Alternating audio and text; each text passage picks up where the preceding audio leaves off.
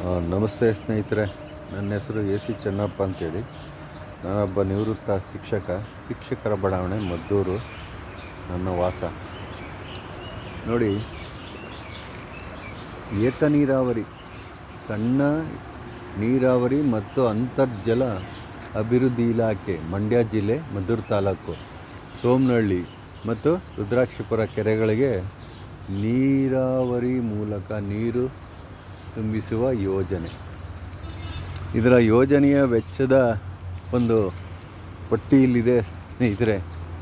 ಯೋಜನೆ ಹೆಸರು ಸೋಮನಹಳ್ಳಿ ಹಾಗೂ ರುದ್ರಾಕ್ಷಿಪುರ ಕೆರೆಗಳಿಗೆ ಏತ ನೀರಾವರಿ ಮೂಲಕ ನೀರು ತುಂಬಿಸುವ ಯೋಜನೆ.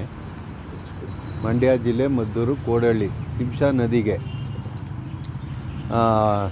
ಮೂಲ ಸಿಂಶಾ ನದಿ ಬೇಕಾಗಿರುವ ನೀರಿನ ಪ್ರಮಾಣ 10.01 cusecs, 0.283 cusecs.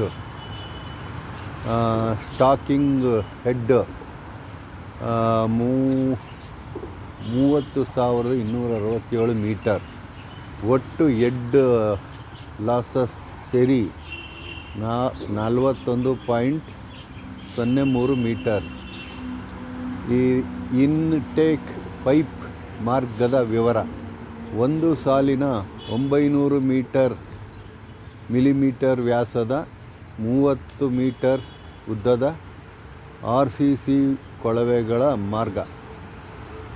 Jack well cum pump house 600 metre ವ್ಯಾಸದ RCC jack well cum pumps house. ಏರು ಕೊಳವೆ ವಿವರ: 508 mm ವ್ಯಾಸದ MS ಪೈಪ್, ಒಟ್ಟು ಉದ್ದ 3,270 ಮೀಟರ್. ಪಂಪ್ ವೆಲ್ ಮತ್ತು ಮೋಟಾರ್ಗಳ ಕಾರ್ಯನಿರ್ವಹಿಸಲು 230 ಅಶ್ವಶಕ್ತಿಯ ಒಂದು ಟರ್ಬಲ್ ಪಂಪ್ಸೆಟ್.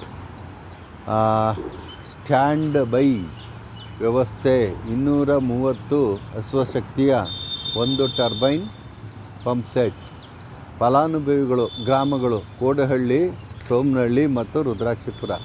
ನಿರ್ಮಾಣದ ವರ್ಷ 2018-19. 8ರಿಂದ 9 ಕೋಟಿ ಖರ್ಚಾಗಿದೆ ಅಂತೆ ಸ್ನೇಹಿತರೆ. ಇದು ಒಂದು ಯಂತ್ರಾಗಾರ. ನೋಡಿ, ಈ ಯಂತ್ರಾಗಾರನ ತೋರಿಸ್ತಾ ಇದ್ದೀನಿ. ನಿನ್ನೆ ತಾನೇ ನಾನು ತೈಲೂರಿನ ಕೆರೆಯ ಮೇಲ್ಗಡೆ ಏನು ಫುಟ್ಪಾತ್ ವ್ಯವಸ್ಥೆ, ಆ ಕೆರೆಯ ಏರಿ ಮೇಲೆ ಸುಮಾರು 3 ಕೋಟಿ ಖರ್ಚು ಮಾಡಿ ಫುಟ್ಪಾತ್ ವ್ಯವಸ್ಥೆಯನ್ನು ಮಾಡಿದ್ದಾರೆ ಸ್ನೇಹಿತರೆ. ಸೊ ನಿನ್ನೆ ತಾನೇ ಹೋಗಿ ಅಲ್ಲಿ ಒಂದು ವಿಡಿಯೋನ ಅಪ್ಲೋಡ್ ಮಾಡಿದ್ದೀನಿ ಸ್ನೇಹಿತರೆ. ಸೊ ಅಲ್ಲಿ ಕೆಟ್ಟಿ ಎಲ್ಲ ಕೆರೆ ಹಿಡಿದು ನಿಂತಿದೆ. ಅಲ್ಲಿ ಹಿರಿಯ ನಾಗರಿಕರು ಸಲೀಸಾಗಿ ಓಡಾಡುವಂಥ ಸ್ಥಳ. ಅದು ಭಾಳ ಚೆನ್ನಾಗಿದೆ, ಆದರೆ ನಿರ್ವಹಣೆ ಮಾತ್ರ ಹಾಳಾಗಿ ಎಕ್ಕುಟ್ಟೋಗಿದೆ ಸ್ನೇಹಿತರೆ. ಇದು ಸಿಂಶಾ ನದಿಯ ಏನು ಈ ಯಂತ್ರಾಗಾರಕ್ಕೆ ಇರುವ ಸೋರ್ಸು ಅಂದ್ರೇನು, ಇಲ್ಲಿ ಒಂದು ಒಡ್ಡನ್ನು ಕಟ್ಟಿ ಆ ಒಡ್ಡನ್ನು ನಿರ್ಮಾಣ ಮಾಡಿ ನೀರು ನಿಲ್ಲುವಂತೆ ಮಾಡಿ, ಆ ನಂತರ ಈ ಒಂದು 8-9 ಕೋಟಿ ಪ್ರಾಜೆಕ್ಟನ್ನು ಮಾಡುವ ಅಯೋಗ್ಯ ಇಂಜಿನಿಯರು ಲೆಕ್ಕ ಹಾಕ್ಕೊಳ್ಳಿ. ಒಂದು ಒಡ್ಡಿಲ್ಲ ಸ್ನೇಹಿತರೆ. ಇಲ್ಲಿ ಆಗಲೂ ನೀರು ಹರಿತಾ ಇದೆ. ಒಂದು ಒಡ್ಡಿದ್ರೆ ಒಂದು 10-12 ಅಡಿ ಒಡ್ಡು ನಿರ್ಮಾಣ ಆಗಿದ್ದರೆ ಇವತ್ತು ನೀರು ಸಲೀಸಾಗಿ ಇದನ್ನು ನಿರಂತರವಾಗಿ 24 ಗಂಟೆ ನೀರು, 24 ಗಂಟೆ ಕರೆಂಟು ಸ್ನೇಹಿತರೆ, 24 ಅವರ್ಸು ಅಂಥ ಒಂದು ಸವಲತ್ತನ್ನು ಕೊಟ್ಟಿರ್ತಕ್ಕಂಥ ಈ ಒಂದು ಸಿಂಶಾ ನದಿ ನೀರು ಇವತ್ತು ಜನಗಳಿಗೆ ಉಪಯೋಗಕ್ಕೆ ಬರ್ತಾ ಇಲ್ಲ. ಸೊ ಇದು ಅನ್ಯಾಯ ಅಲ್ಲವೇ? ಇದರ ನಿರ್ವಹಣೆ ಇಲ್ಲ. ಆ ಮೋಟ್ರುಗಳು ಕೆಟ್ಟೋಗ್ತಾ ಇವೆ, ತುಕ್ಕಿಡ್ದು ಹಾಳಾಗಿ ಹೋಗ್ತಾ ಬಿಡಿ. 8-9 ಕೋಟಿ ಮೋಟ್ರುಗಳು ಇನ್ನೊಂದು ಸ್ವಲ್ಪ ದಿವಸದಲ್ಲಿ ಹಾಳಾಗೋದಂಥ ಸತ್ಯ. ನಮ್ಮ ಆಲೂರಿನ ಬಳಿ ಕೂಡ ಹೀಗೆ ಒಂದು 30 ವರ್ಷದ ಹಿಂದೆ ಮಾನ್ಯ ದಿವಂಗತ SM ಕೃಷ್ಣಾಜಿಯವರು ನಮ್ಮವ್ರಿಗೆ ಮಾಡಿಕೊಟ್ಟಿದ್ರು. ಆಲೂರು ದೊಡ್ಡಿ ಅಂತ ಅಲ್ಲಿ ಒಂದು ನೀರಿನ ವ್ಯವಸ್ಥೆ ಮಾಡಿದರು ಸ್ನೇಹಿತರೆ. ಭಾಳ ಚೆನ್ನಾಗಿ ರೇಷ್ಮೆ ಬೆಳೀತಾಯಿದ್ರು ಅಲ್ಲಿ ಜನ. ಇವತ್ತು ಅದು ಪಾಳು ಬಿದ್ದಿದೆ.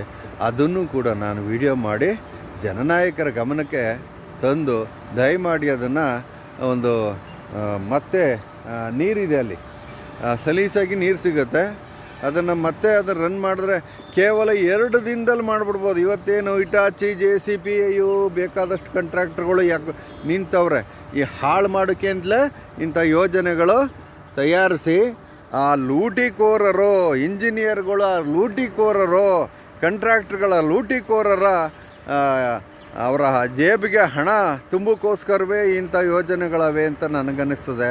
ರೈತರಿಗೆ ಇದು ಸಹಕಾರಿ ಆಗಿಲ್ಲ ಸ್ನೇಹಿತರೆ. ನಿಜವಾಗ್ಲೂ ಆ ಬಯಲನ್ನು ನೋಡಬೇಕು. ಕೆರೆ ಒಳಗೆ ನೀರಿಲ್ಲ ಸ್ನೇಹಿತರೆ. ರುದ್ರಾಕ್ಷಿಪುರ ಕೆರೆ ಒಳಗೂ ನೀರಿಲ್ಲ, ಖಾಲಿಯಾಗೋಗ್ತಾ ಇದೆ.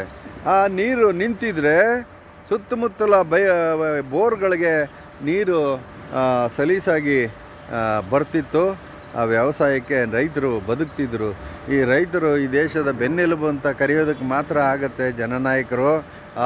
ಏನು ಇವತ್ತು ಅದು ಯಾವುದೋ ಒಂದು ಬೂದ್ನೂರು ಉತ್ಸವ ಅಂತೆ. ಆ ಬೂದ್ನೂರು ಉತ್ಸವಕ್ಕೆ ಆರ್ಕೆಸ್ಟ್ರಾಗಳು ಎಲ್ಲ ಲಕ್ಷಾಂತರ ರೂಪಾಯಿ ಖರ್ಚು ಮಾಡಿ ಇದು ರೀ ಇದನ್ನು ಮಾಡಿರಿ, ಇದು 24 ಗಂಟೆ ಕರೆಂಟ್ ಇದೆ ಇದಕ್ಕೆ, ಇದನ್ನು ಓಡುವಂಗೆ ಮಾಡಿ ಕೆರೆಗೆ ನೀರು ತುಂಬಿಸಿ ಅಂತ ನಮ್ಮ DC ಸಾಹೇಬರು ಅಲ್ಲಿ ಕೂತ್ಕೊಂಡು ಹೇಳ್ಬಿಟ್ರಲ್ಲ. ಇಂಜಿನಿಯರ್ಗಳು ಯಾವನು ಉಗಿದು ಇಂಜಿನಿಯರ್ಗೆ ಇದರ ಮೇಲ್ವಿಚಾರಣೆ ಯಾರು ನಡೆಸ್ತಾ ಇದ್ರು, ಅವ್ರಿಗೆ ಮಾರ್ಗದರ್ಶನ ಕೊಟ್ಟು ಅದನ್ನು ಮಾಡೋಕ್ಕಾಗ್ತಾ ಇಲ್ಲ. ಹೆಲಿಕಾಪ್ಟ್ರ್ ಅಂತ, ಆ ಹೆಲಿಕಾಪ್ಟ್ರಲ್ಲಿ ಮಂಡ್ಯ ನೋಡ್ಬೇಕಂತೆ ಜನ ಹೋಗಿ. ಹೆಲಿಕಾಪ್ಟ್ರನಿ ಅಲ್ಲ ರೀ, ಹೊಟ್ಟೆಗೆ ಅನ್ನ ಕೊಡೋನು ರೈತ. ಅನ್ನವನ್ನು ಸತ್ಯವಾಗಿ ಹೇಳ್ತೀನಿ, ಯಾವ ದೇವಸ್ಥಾನದ ಪೂಜಾರಿನೂ ಅನ್ನ ಕೊಡಲ್ಲ, ಯಾವ ದೇವರು ಅನ್ನ ಕೊಡಲ್ಲ. ರೈತ ಬೆಳಿಬೇಕು. ರೈತ ತಾನು ಕಷ್ಟಪಟ್ಟು ಉತ್ತಿ ಬಿತ್ತಿ ಬೆಳೆ ಮಾಡಿ ಆನಂತರ ನಮಗೆ ಫಲವನ್ನು ಕೊಡುತ್ತೆ. ಅದೇ ಥರ ಈ ಸೂರ್ಯ ನಿಜವಾಗ್ಲೂ ದೇವರು. ಅವನು ಆ ಗಿಡ ಮರಗಳಿಗೆ ಬೆಳಕನ್ನು ಕೊಟ್ಟರೆ ಮಾತ್ರ ಅವು ಉಸಿರಾಡ್ತವೆ. ಆ ಉಸಿರಾಟದಿಂದ ನಮಗೆ ಆಮ್ಲಜನಕ ಸಿಗುತ್ತೆ. ಅದರಿಂದ ನಾವೆಲ್ಲರೂ ಬದುಕಿದ್ದೀವಿ. ಅದು ಸೂರ್ಯ ದೇವರು, ನಿಜವಾದ ಸತ್ಯವಾದ ದೇವರು ಸೂರ್ಯ ದೇವರು. ಅದನ್ನು ಬಿಟ್ಬಿಟ್ಟು ಯಾವುದೋ ಗುಡಿ ಗೋಪುರಗಳನ್ನು ಗುಂಡಾಂತರಗಳನ್ನು ನೋಡಿ ಅರಸಿ ಏನು ಹೋಗಿ ಕಿಲೋಮೀಟ್ರ್ ಗಟ್ಟಲೆ ಹೋಗಿ ದೇವಸ್ಥಾನಕ್ಕೆ ಹೋಗ್ತೀನಿ ಅನ್ಕೊಂಡು ಜನ ಸಾಯ್ತಾರೆ ಜನಗಳು. ನಿಜವಾಗ್ಲೂ ಅದು ಸತ್ಯ ಅಲ್ಲ, ಇದು ಸತ್ಯ. ರೈತ ಬದುಕಬೇಕಿವತ್ತು. ರೈತರ ಸಂಘ ಅದು ಏನು ಇಂಥ ಕೆಲಸಗಳನ್ನು ಮಾಡಬೇಕು. ಹಸಿರು ಟವಲ್ ಹಾಕೊಂಡು ಓಡಾಡ್ತಾರೆ ಅವರೆಲ್ಲ. ಬಂದು ಇಂಥ ಏನು ಸಾಮಾಜಿಕ ಕಳಕಳಿ ಇದ್ದರೆ ದಯಮಾಡಿ ಇಂಥ ಕುಂದುಕೊರತೆಗಳನ್ನು ಪರಿಹಾರ ಮಾಡಬೇಕು. ನಾನೊಬ್ಬ ಸಮಾಜ ಸೇವೆ ಮಾಡೋಕ್ಕೆ ಇರ್ತಕ್ಕಂಥ ಒಬ್ಬ ನಿವೃತ್ತ ಶಿಕ್ಷಕ. ನಾನು 30 ವರ್ಷ ನಾನು ಮಕ್ಕಳಿಗೆ ಪಾಠ ಮಾಡಿದ್ದೀನಿ. ಸತ್ಯವನ್ನು ಮಾತ್ರ ಹೇಳಿದ್ದೀನಿ. ಸುಳ್ಳು ಯಾವತ್ತಿಗೂ ಒಳ್ಳೆಯದಲ್ಲ ಸ್ನೇಹಿತರೆ. ಇವತ್ತು ಸುಳ್ಳೇ ದೇಶದಲ್ಲಿ ಸುಳ್ಳೇ ಮೆರೀತಾ ಇದೆ. ದ್ವೇಷ ಭಾಷಣ ಮಾಡಿ ಅವ್ರನ್ನ ಇವ್ರಿಗೆ ಎತ್ಕಟ್ಟೋದು, ಇವರನ್ನು ಅವ್ರಿಗೆ ಎತ್ಕಟ್ಟೋದು. ಈ ಜಾತಿ ವ್ಯವಸ್ಥೆ ಹಲ್ಕಾಗಳು ಜಾತಿ ವ್ಯವಸ್ಥೆಯಲ್ಲಿ ಇವತ್ತು ನಾನು ಆ ಜಾತಿಯವನು, ನಾನು ಈ ಜಾತಿಯವನು ಅಂತ ಹೇಳಿ ಇವತ್ತು ನಿಜವಾಗ್ಲೂ ಜನ ಹಾಳಾಗ್ತಾಯಿದ್ದಾರೆ. ಜನಗಳಲ್ಲಿ ಏನು ತಿಳುವಳಿಕೆ ಜ್ಞಾನ ಇಲ್ಲದೇನೆ ಇವತ್ತು ಹಾಳಾಗಿ ಹೋಗ್ತಾ ಇದ್ದಾರೆ ಜನ. ಯಾವುದು ಸತ್ಯ ಯಾವುದು ಸುಳ್ಳು ಅನ್ನೋದು ಗೊತ್ತಾಗ್ತಿಲ್ಲ.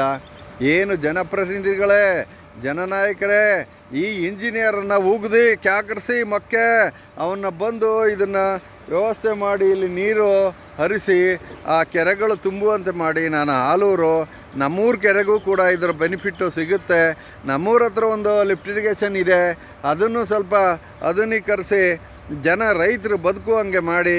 ನಮ್ಮ ಜಮೀನುಗಳು ಅಲ್ಲಿದ್ದಾವೆ. ಇವತ್ತು ನಾನೇನೂ ವ್ಯವಸ್ಥೆ ಮಾಡೋಕ್ಕಾಗ್ತಾಯಿಲ್ಲ, ವ್ಯವಸಾಯ ಮಾಡೋಕ್ಕಾಗ್ತಾಯಿಲ್ಲ. ನನಗೆ 63 ವರ್ಷ ಈಗ. ನಾನೊಬ್ಬ ನಿವೃತ್ತ. ನೋಡಿ, ಇಷ್ಟೇ ನನ್ನ ಜನ ಸೇವೆ. ದಿನಾಂಕ 23 ಇವತ್ತು ಫೆಬ್ರವರಿ 2026. ದಯಮಾಡಿ ನನ್ನ ಈ ಒಂದು ಮಾತುಗಳನ್ನು ಗಮನಿಸಿ. ನಾನು ಯೂಟ್ಯೂಬ್ ಚಾನಲ್ ಚನ್ನಪ್ಪ AC ಅಂತ ಇದ್ದೀನಿ. ದಯಮಾಡಿ ಅಲ್ಲಿ ನೋಡಿ. ಸಾಮಾಜಿಕ ಕಳಕಳಿ ನೋಡಿ. ಇಲ್ಲಿ ಈ ಒಂದು ಶಿಂಷಾ ನದಿಗೆ ಕೊಳಕು ಬಂದು ಸೇರ್ತಾ ಇದೆ.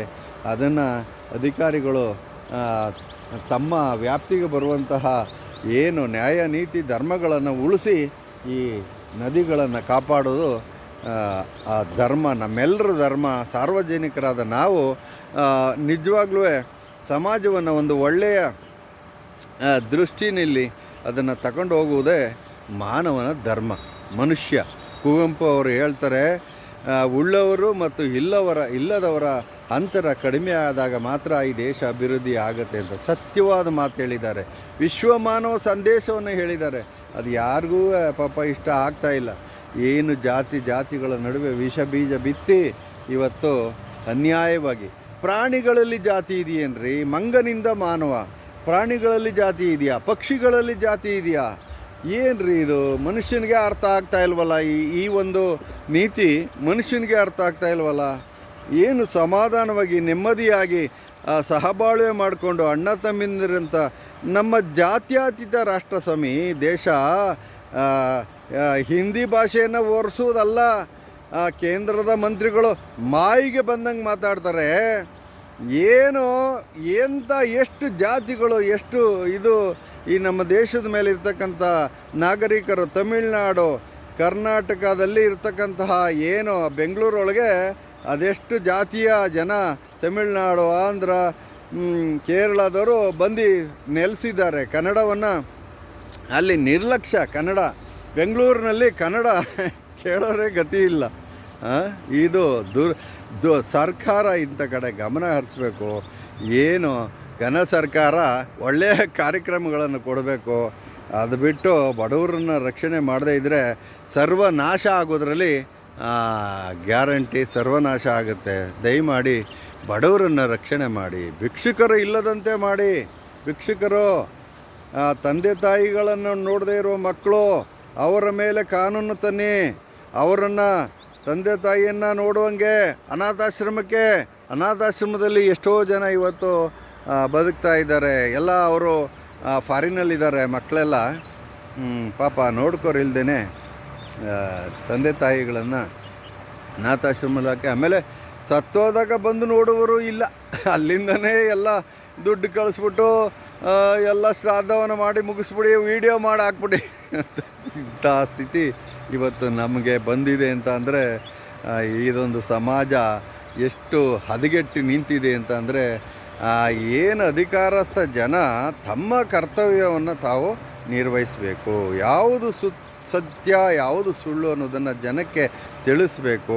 ಎಲ್ಲಿ ಅನ್ಯಾಯ ನಡೀತದೋ ಅದನ್ನು ತಡಿಬೇಕು. ಆಗಷ್ಟೇ ಒಂದು ಸಮಾಜ ಉಳಿಯೋದಕ್ಕೆ ಸಾಧ್ಯ.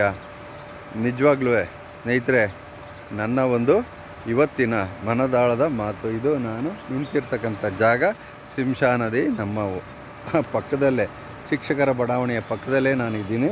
ಇಲ್ಲಿ ಒಂದು ಪಾರ್ಕನ್ನು ನಿರ್ಮಾಣ ಮಾಡಿ ಅಂತ ಅಂದ್ಬಿಟ್ಟು ನಮ್ಮ ಜನಪ್ರತಿನಿಧಿಗಳಿಗೆ ನಾನು ಹೇಳ್ತಾ ಇದ್ದೀನಿ. ಇದೆಲ್ಲ ನೋಡಿ ಇದರ ಸ್ಥಿತಿಯನ್ನು. ಇದೊಂದು ಸರ್ಕಾರಿ ಜಾಗ. ಇದು ಇಲ್ಲಿ ರಿಫ್ರಿಗೇಷನ್ ಇದೆ, ಸರ್ಕಾರಿ ಜಾಗ. ಅದರ ಸುತ್ತಮುತ್ತಲೂ ಏನು ಜನ ವಾಯುವಿಹಾರ ಮಾಡೋಕ್ಕೆ ಅನುಕೂಲ ಮಾಡಿಕೊಡ್ಬೇಕು ಅಂತ ನಾನು ಈ ಮೂಲಕ ಮನವಿ ಮಾಡ್ಕೋತೀನಿ. Thank you so much.